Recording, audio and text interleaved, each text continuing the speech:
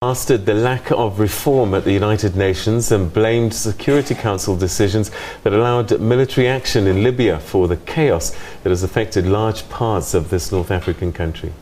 In a keynote address to the meeting of the General Assembly on strengthening cooperation between the UN and regional and sub-regional organizations, President Yoweri Museveni took the opportunity to lecture members on the complementary required for the world to see tangible and positive results in efforts of peace and security.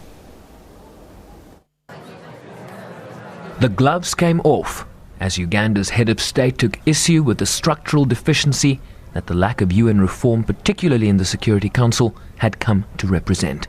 This is a big mistake and has already caused a lot of harm to Africa, like in the case of Libya, where Africa's opinion was ignored. Hence, the present massive human hemorrhage in that area.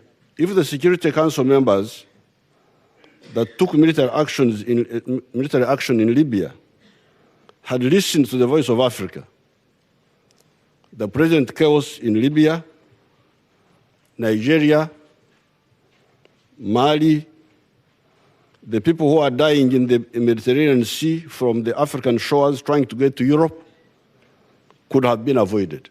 He complained about the power afforded the permanent 5 members of the Council, arguing that they represented just 1.9 billion people in a world of 7 billion, questioning why they had a monopoly on global responsibility. The United Nations should not just blindly pursue the option of placing sanctions on individuals or referring them to the ICC without holding consultations with the regions affected, as this often undermines the very process of resolving the conflict in question.